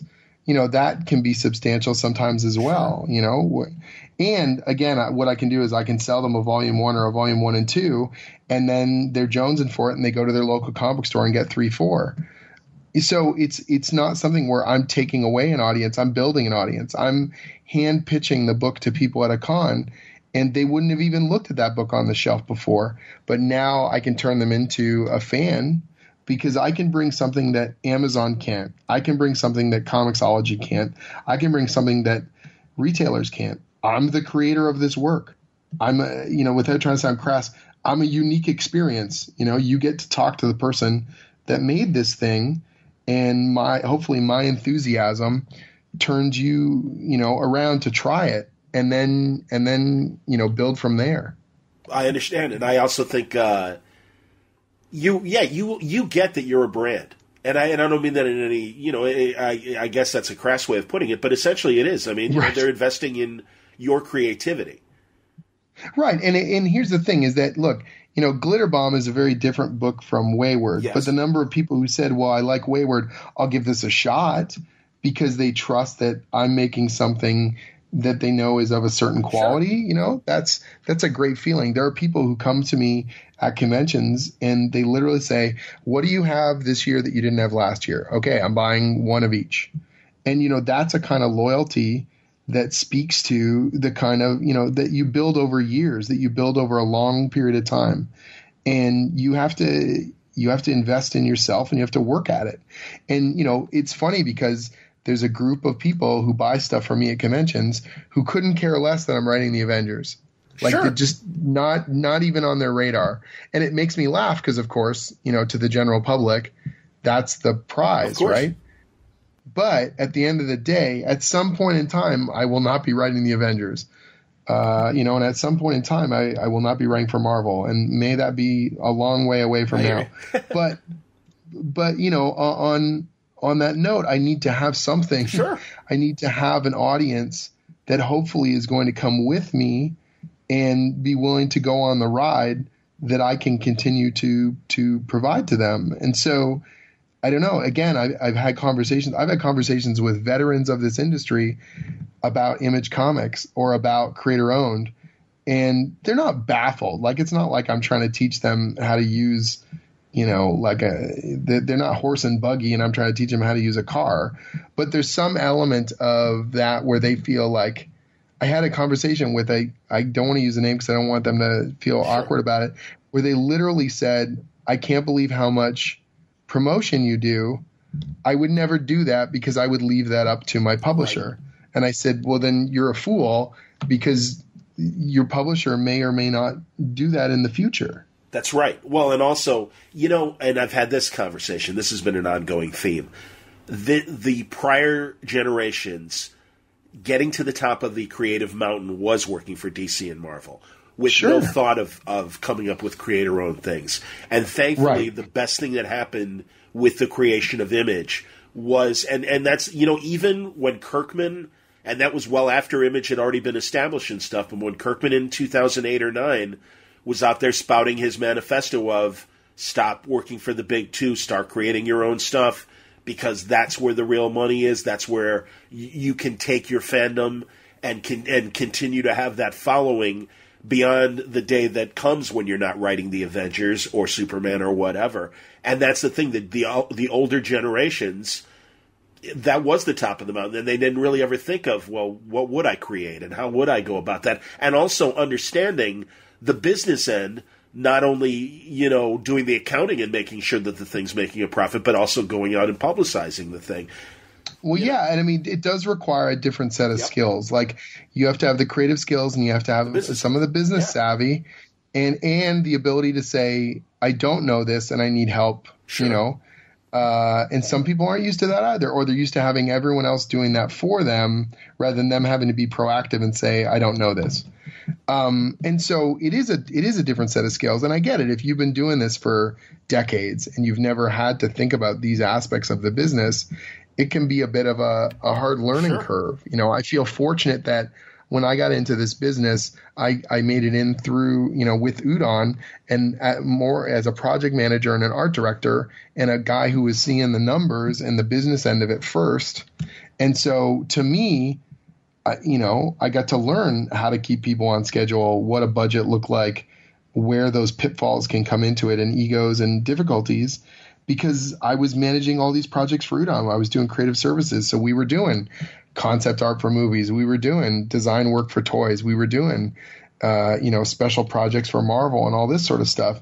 And so I cut my teeth on those things. And so when it came time to do my own books, when I did Skull Kickers in 2010, I could bring all those skills to bear. And so I was an unknown as a creative, but I was kind of a known quantity as a business guy, for lack of a better term. And those strengths suddenly became a real asset, where I wasn't afraid to sort of roll up my sleeves and go, okay, oh, this is just press email stuff. All right, I can do that. Oh, this is just interview stuff. I can do that. Like, because I'd seen it all before. I'd done it in that respect. Oh, this is what's going to be required for the budget. This is the amount of time. This is what the artist says it's going to take, but I know it's really going to take this amount of time. So I'm going to add this buffer to the thing or whatever. And those are the types of things that, I'll talk to people who are embarking on their first creator-owned project, and they'll tell me their schedule, and I'll be like, oh, that's never going to work, because you think it's all going to run on time. That someone said they're going to do it in a week and you gave them a week. Are you crazy? You know what I mean? Like, But that's not how real life works, and you've got to be able to massage the thing and work within a broader parameter. Our goal at Udon was always whatever fury was happening behind the curtain, the client thought we were perfect. The client got this beautiful end result. The most amazing aspect of that was we had an artist who was living in Australia. He still lives there. He's this guy, Jeffrey Cruz. He's phenomenal. His nickname is Chamba. It's his art handle. And so when we were really, really, really under the gun and a client came to us and said, like, we need this tomorrow kind of thing, I could call up Chamba, and because he's 13, 14 hours difference, he'd literally just be waking up. And I would go, okay, Chamba, I need you to work on this all day. And so he would work on it all day, but that would be the equivalent of our all night. Right. And so we could go to bed, wake up the next morning, he'd have something done. I give it to the client, they go, oh my God, you guys worked all night. I can't believe you turned it around so fast. Sure. Right? And so we look like miracle workers. And I was just playing the time zones. That's fantastic. Now, as someone who clearly understands how to put things out through image, and luckily too, Eric seems to like your ideas, have you ever entertained crowdfunding for any projects, or has there not been a need? What are your feelings in terms of possibly engaging in crowdfunding for a project? It's weird because I really find crowdfunding fascinating, and I've supported a pretty stupid number of Kickstarters, whether for friends or just things I thought looked really cool, because I believe a lot in the model, and I think it's phenomenal that people are able to circumvent a lot of the gatekeepers and difficulties that have been in place previously. But I haven't taken much advantage of it. This isn't crowdfunding per se. I have a Patreon. Sure. So, okay. And that well, it is crowdfunding, actually. I think it is. It is. I always think of crowdfunding, I guess, terminology-wise, as like a specific project. Yes, I understand. Like I'm making a book. Yeah, fund this book. Kickstart this book. Go fund me for this obviously, project. Patreon is a form of crowdfunding, and I was really slow to engage that because I was terrified that people were going to think I was panhandling equivalent. I believe me, as a Patreon person, I know exactly what you mean. But the reason why I did it was, so I was putting these blog posts up all about how to make comics, how to break into comics, the economics of creator-owned comics. And, the deeper the accrual statements get and the crazier the bar charts get and, the more questions I was answering, at some point in time, people were like, man, let me give you money. Sure. I know how long it takes to make these things, and you're giving it all away, and I'm having an aneurysm. These people contact me and say, I'm going to just PayPal you money. Will you just let me do this? And I was like, wow, weird. Okay, this isn't that hard. I will create an ancillary kind of Patreon. And I never want to lock the content away behind the wall. But what I'll do is I'll have different content. So the idea was I'll have an archive of my scripts and pitches. Once they're published, I'll put them up there. And so for the price of a coffee, you can read a bunch of my scripts. So if you've always wondered what a script looks like and you don't have any examples of it, or you just want to honestly just chip me $3 a month because you like me and you like what I do, this is a way for you to do that. In an ideal world, I'd say go out and buy my comics, but some people, they just want to do that direct support. And so this is an outlet for people to do that. And all that money goes back into funding the creator-owned stuff, paying the letterer or paying the colorist or whatever on my latest project. And it's a nice little extra for me. And hopefully the one thing I want to make sure of is that I made a Patreon that I could update almost seamlessly. The last thing I wanted to do was make a bunch of promises, and I'd seen people do this before, and then not be able to carry through on them.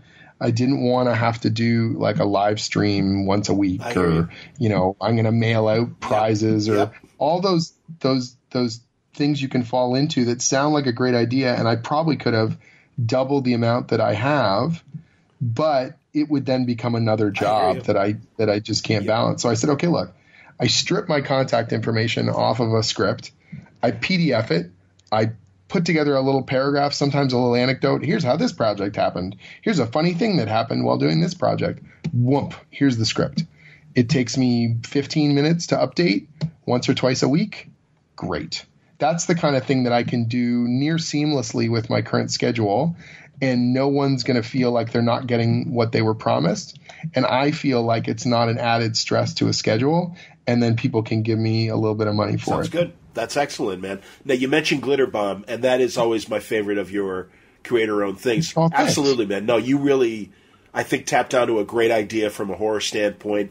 And unfortunately, there's some real-life horror going on in terms of the celebrity world. And I can only imagine. And really, I don't mean to, forgive me if you're listening, I don't mean to trivialize these terrible things that are happening to women in the workplace, and it's not just in entertainment circles. No, I mean, when we did the first miniseries last year, a big part of it was about women being abused in Hollywood, and the main character of Farah, was this character who was abused in Hollywood and was sort of trying to climb out of all that her career had been shut down by people who didn't want her to fight back, that didn't want her to speak her mind.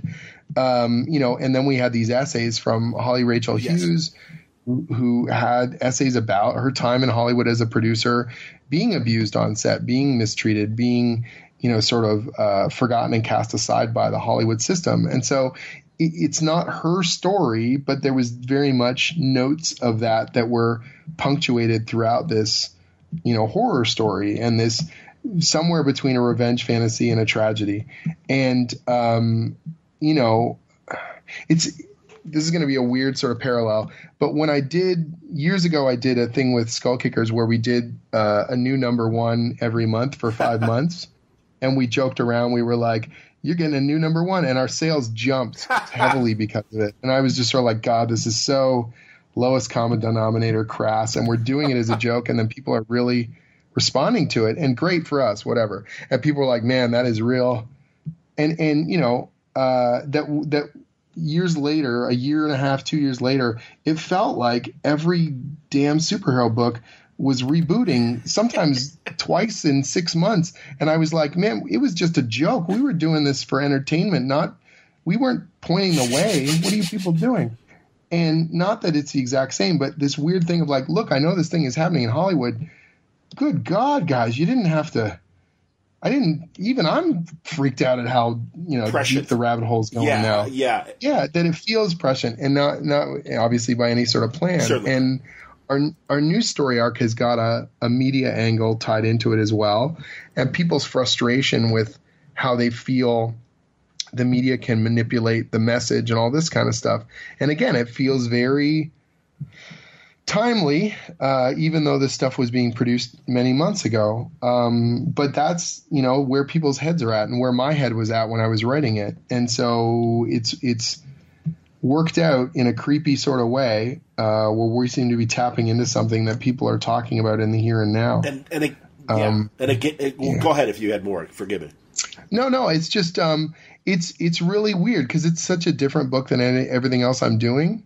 And honestly, one of the toughest things for me this year, I've had a really phenomenal year. Obviously Avengers and Wayward and things are going very well. Even my teaching job, stuff's going great. And one of the toughest things for me has been tapping into that emotional quality of frustration and anger and sort of saying, no, I'm pissed and I'm going to put that down on the page, in this book. And so when I was working on Glitterbomb, the Fame game, one of the things I had to do is sort of like kind of work myself up to it, like permeate myself, like marinate in this media morass, and then just walk out of it and go, oh, now I got the fuel. All right, you're all going to get a face full of this. I get it. No, I totally get it. Well, also, you're a nice guy anyway. So, I mean, absolutely.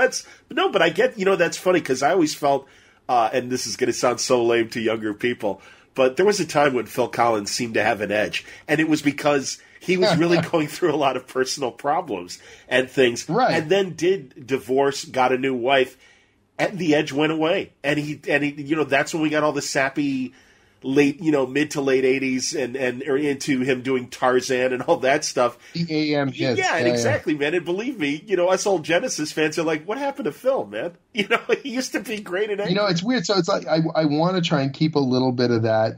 It's weird. It's like keeping a little venom in a jar and just being like, hello, old friend. I understand, absolutely. You need some Mr. Hyde in there, man. Absolutely.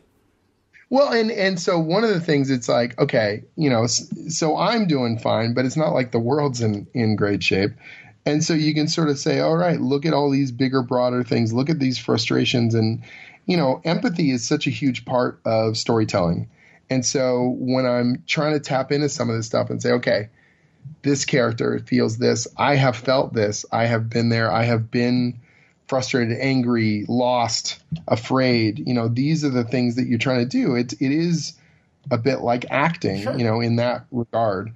And so you're trying to tap into those old feelings. One of the things I did early on, I was on the internet quite early. I had an old live journal, nice. And I had, kind of like the equivalent of a digital diary. And there were public posts and then there were private posts. And those private posts were just somewhere for me to sort of pour out stuff, my frustrations. And thankfully it's all archived. So I kind of went back and I read that stuff, and some of it's hard to recognize. Like I read it and I go, oh, that was an angry kid. Guy? Whoa, shit. Yeah. But really helpful too, sure. Because I look and I go, oh yeah. Right. That was weighing really heavily on you.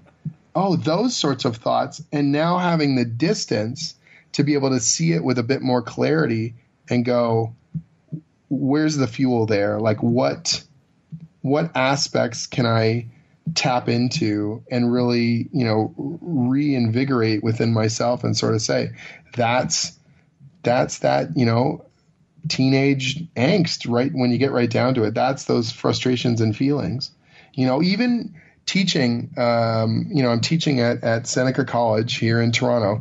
I love it. I love being a teacher. I love interacting with these students. And every so often I'll get a student come into my office and they pour their guts out about fears of the future and fears of what they're going to do with their life. And it shocks my system like ice water. Like I go, oh yeah, I was terrified of that stuff. And obviously the empathy is so much easier to tap into because I can remember it and I talk to them and I help, I'm not their psychologist, so I can only do so much, but try and give them some reassurances or at least, what they can do about it in the here and now and what is sort of out of their control. But those sorts of experiences are really formative for me when I go, okay, I'm writing this teenage character.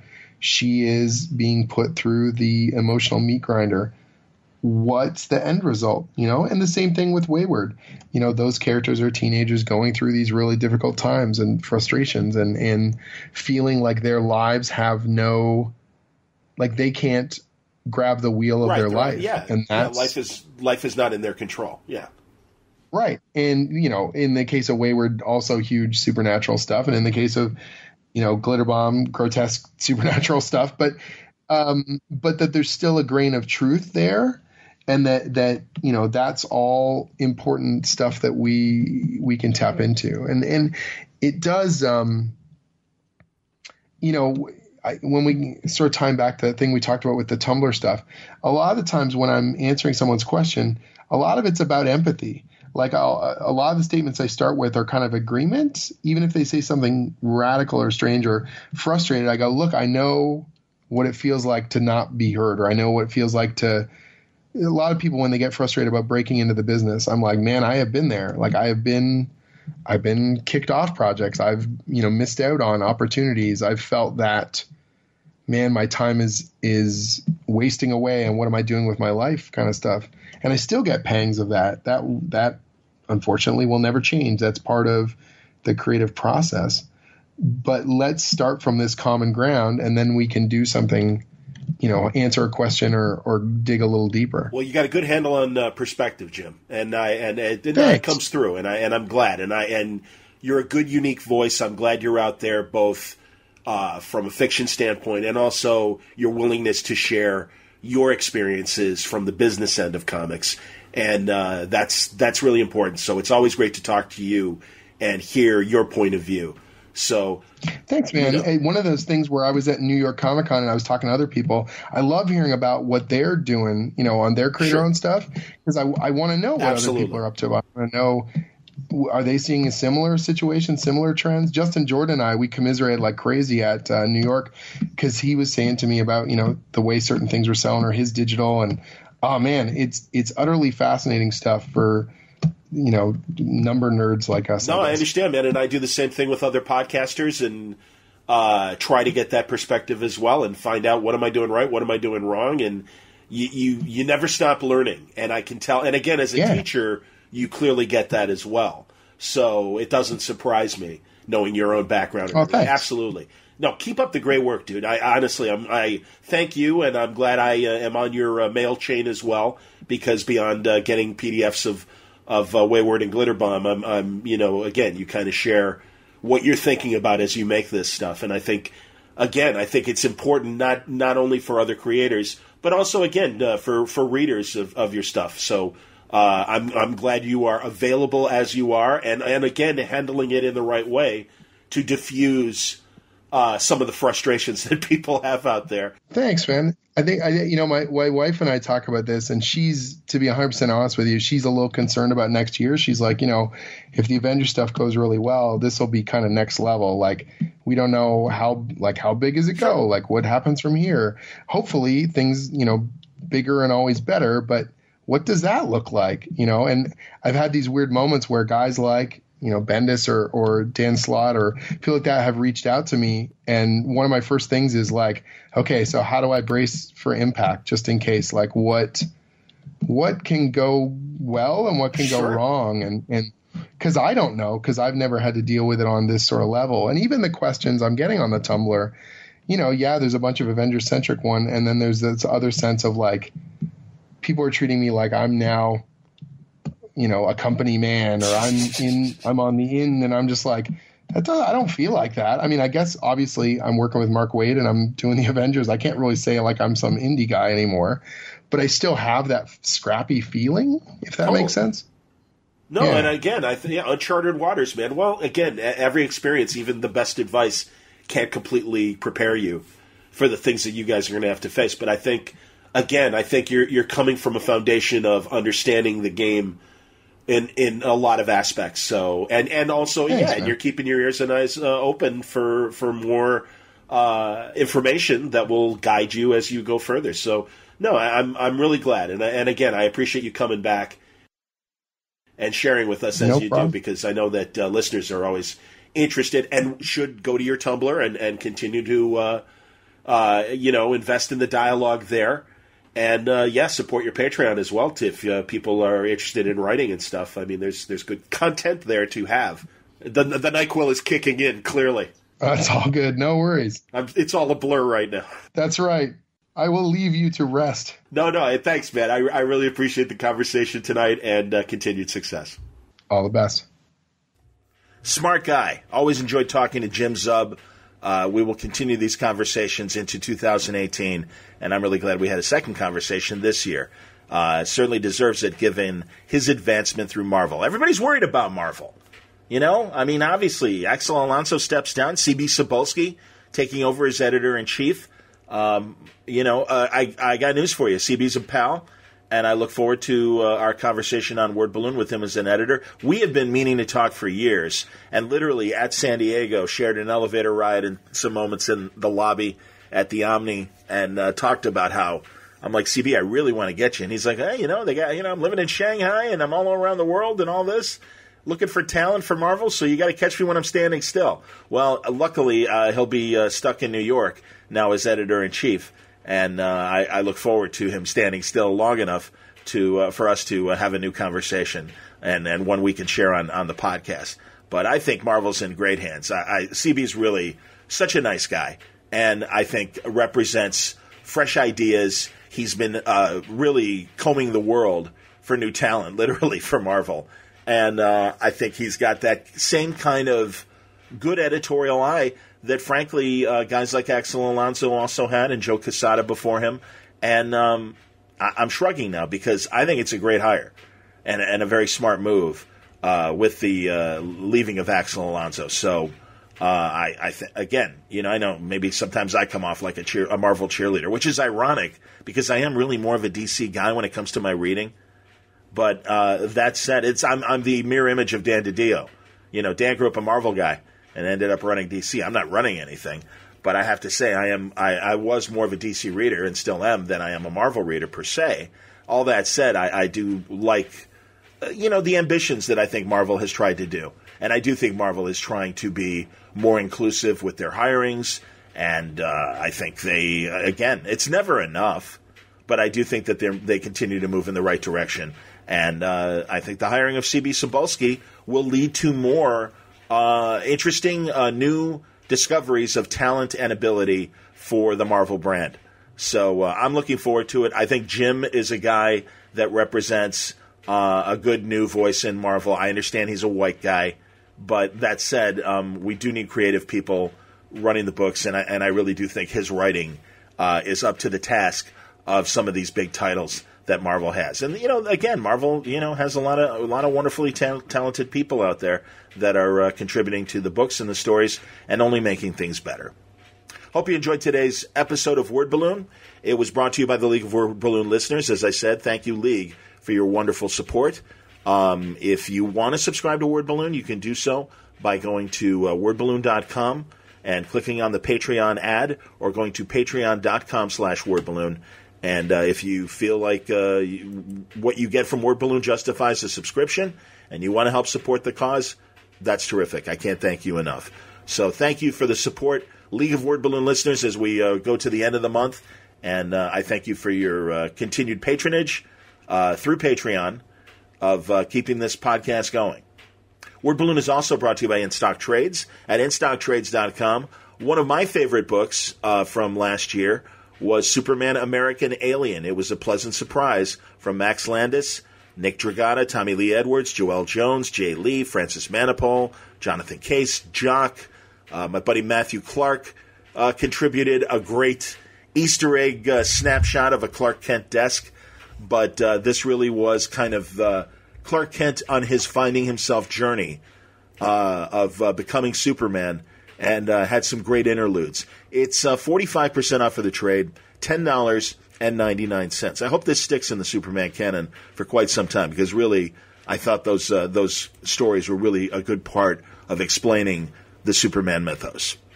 You can get Star Wars, Darth Vader, Dark Lord Sith, trade paperback volume 1, Charles Soule and Giuseppe Camuncoli and Jim Chung doing some amazing art. It's a Jim Chung cover, but it's 144 pages, and it collects Dark Vader issues 1 through 6 from 2017. 50% off. It's just $8.99. You can also get Batman and Robin by Pete Tomasi and Pat Gleason. The Superman team currently, they did an amazing job on Batman and Robin. Bruce and Damian finally together, and it was a terrific run. This omnibus collects Batman and Robin from 20 through 22, and then we had the New 52 restart of Batman and Robin from 0 through 40. 3 annuals of Batman and Robin, Robin Rises Omega, Robin Rises Alpha, and a story from Secret Origins number 4. So this omnibus is 1,216 pages, 45% off. It's $68.75. There's some great books waiting for you with great prices at InStockTrades.com.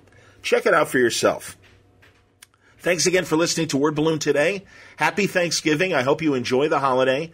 We'll be back next week with more great conversations in the Word Balloon style. I've got some people penciled in. Bendis and I keep trading texts. I know I'm like teasing, but I just want to keep you updated because I know everyone's going, all right, when are you going to talk to Bendis? When are you going to talk to Bendis? Well, it's the holidays. He's entertaining. I'm working through the holidays at my radio job, soaking up the extra hours if I can. But I'll have time for family and stuff on Thanksgiving. It's going to be great. And again, thank you very much for being on the ride and hopefully enjoying these great conversations I try to bring to you each week on Word Balloon. More coming in the days ahead, some really fun ones, and I think also very relevant to what's going on not only in comics but also the world today.